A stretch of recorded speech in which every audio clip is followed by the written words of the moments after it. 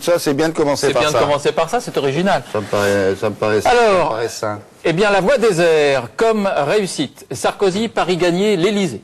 On a coutume de dire que c'est le paradis. Mais dans ce palais, ça n'est pas si facile. Sarkozy, une nouvelle ère, avec beaucoup de mots en R. Réunir, rassembler, réformer, relancer l'Europe, reprendre une place dans le monde, repousser les États-Unis vers plus d'écologie. Un président heureux, oui, mais pas hilar, car il connaît le poids de la tâche. Si beaucoup de Français ont dit oui, ils regarderont avec attention le passage des mots à l'action. Au PS, les mots sont aussi en R. Refonder, repartir, régler les comptes. Nouvelle ère, donc, aujourd'hui.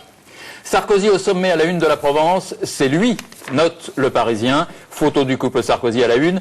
La grande fête malgré les incidents, 30 000 personnes à la Concorde, drapeau, bonnet phrygien, sourire, l'inverse à la Bastille à Paris, quelques pavés, des pleurs, des tirs de lacrymo, CRS blessés, voitures brûlées dans le Val d'Oise, des militants UMP attaqués à Clermont-Ferrand, un blessé, tension à Nantes, à Dijon, à Toulouse et on vient de le voir à Marseille.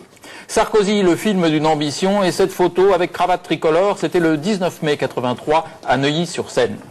Les Français, d'après un sondage, voudraient Jean-Louis Borloo à Matignon, 44%, François Fillon, 33%, Michel Alliot-Marie, 25%.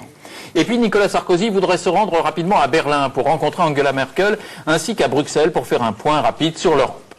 Bravo Sarkozy, lance François. Ouest France confirme, nette victoire de Nicolas Sarkozy, mais François-Régis Hutin remarque, il est condamné à réussir, sans cela la déception serait considérable. Dans l'Alsace, Francis Lafont écrit « L'ampleur de sa victoire donne les coups des franches au nouveau président ». Les Échos sont de cet avis. Sarkozy président, une large majorité pour réformer le pays en profondeur. Et 23 mai, eh bien, ce sera le premier Conseil des ministres. Le Figaro salue l'éclatante victoire avec une immense photo et cette phrase « Sarkozy, la victoire, c'est l'ouverture ». Il rend à la droite sa dignité perdue et veut rassembler. Le Front National étouffé. Et la nomination de Fillon à Matignon ne fait guère de doute pour le Figaro. Dans l'équipe, il y aurait Jean-Louis Borloo, Rachida Dati et Brice Hortefeux, probablement au ministère de l'Intérieur, et en attendant au cas de vérité tout à l'heure. Le journal poursuit, vaincu, Royal veut continuer, mais c'est l'heure des règlements de compte au PS, critiqué par Dominique Strauss-Kahn, Laurent Fabius et un peu François Hollande. Royal veut ouvrir vers Bayrou, mais DSK aussi. Et puis, des quatre coins du monde, les messages de félicitations aux vainqueurs affluent. Angela Merkel, l'amitié entre la France et l'Allemagne continuera à être le fondement du bien-être de l'Europe. Ehud Olmert en Israël salue un ami. Et George Bush, qui le préfère certainement à Jacques Chirac, a décroché son téléphone pour le féliciter. Alors, l'Herald Tribune remarque la victoire déterminante de Nicolas Sarkozy. Mais pour Libération ce matin, eh ben, c'est dur. Avec Nicolas Sarkozy, la France serre à droite. Laurent Geoffrin écrit que l'autre France cherchera une compensation dans les urnes des législatives. Le temps des cerises reviendra. Dans l'immédiat, c'est le temps des noyaux, écrit-il avec humour. Selon Libération, la chasse aux Marocains est enfin ouverte. François Fillon, Premier ministre, et autour de lui un gouvernement d'ouverture. Et on parle dans les couloirs de quelques surprises. Exemple, Philippe Séguin ou Nicole Notat. Et Libération retrace la carrière de Nicolas Sarkozy. Il estime que c'est une lutte sans merci pour le pouvoir. Il aurait éliminé méthodiquement ses adversaires, écrit Libération. Pendant ce temps-là, eh bien, Ségolène Royal fait bonne figure, mais ses amis montrent les dents. Dominique Strauss-Kahn, le PS n'a pas su se réformer, c'est la 3e défaite.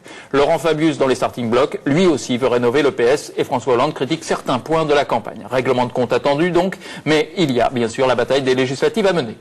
En tout cas, l'humanité est complètement sonnée ce matin. Le choc, une catastrophe pour les salariés. Libération lui nous rappelle aussi qu'en Turquie, Abdullah Gül renonce à la présidence après un vote du Parlement qui n'a pas obtenu le quorum. C'est donc la première défaite majeure pour le parti des ex-islamistes de l'AKP.